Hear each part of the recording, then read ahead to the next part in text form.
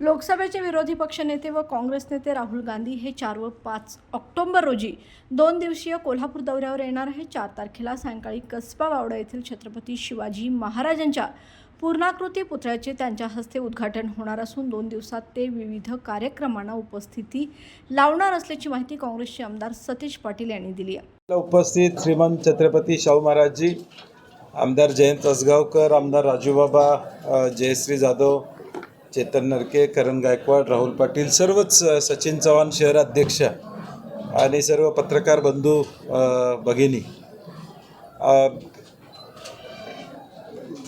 लोकसभेचे विरोधी पक्ष नेते आणि काँग्रेस पक्षाचे नेते आदरणीय राहुलजींचा कोल्हापूर दौरा निश्चित झालेला आहे आणि या दौऱ्याच्या निमित्तानं कार्यक्रमाची रूपरेषा ठरवण्यासाठी आज बैठक आहे। आपल्याला त्याची माहिती द्यावी यासाठी आपण एकत्रित आलेलो आहोत। राहुलजी साधारणपणे 4 तारखेला कोल्हापूरमध्ये येत आहेत।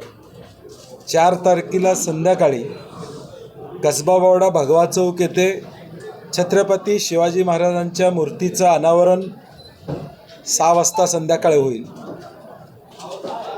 तो एक भव्य दिव्य कार्यक्रम त्या ठिकाणी असणार आहे, कारण कसबा बावडा लाईन बाजार परिसरामध्ये आणि कोल्हापूरमध्ये छत्रपती शिवाजी महाराजांची मूर्ती बऱ्याच वर्षानं या ठिकाणी बसते आणि त्याचं उद्घाटन राहुलजींच्या हस्ते आम्ही प्रामुख्यानं करत आहोत। 4 तारखेला हा कार्यक्रम झाला की राहुल गांधीजींचा मुक्काम हा कोल्हापूरमध्ये असणार आहे। 5 तारखेला सकाळी शाहू समाधीस्थळला 15-20 मिनटं अभिवादन करून तिथं थोडा वेळ ते थांबणार आहेत आणि तिथं काही कार्यक्रम असणार आहे साधारणपणे।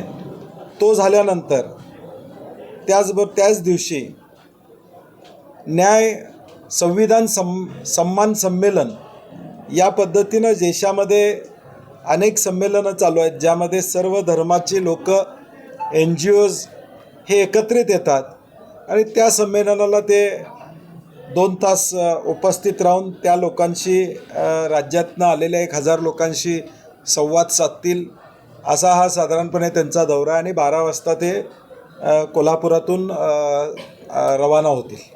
दरम्यान त्यांच्या या दौऱ्याच्या अनुषंगाने आज जिल्ह्यातील काँग्रेस नेते व पदाधिकाऱ्यांची बैठक आयोजित करण्यात आली होती। या बैठकीत राहुल गांधी यांच्या दौऱ्याची विस्तृत माहिती आमदार सतीश पाटील यांनी उपस्थितांना दिली। या बैठकीला खासदार शाहू महाराज छत्रपती, आमदार जयश्रीताई जाधव, आमदार राजूबाबा आवळे, आमदार जयंत असगावकर, राहुल पाटील यांच्यासह जिल्हाभरातील काँग्रेसचे नेते व पदाधिकारी उपस्थित होते।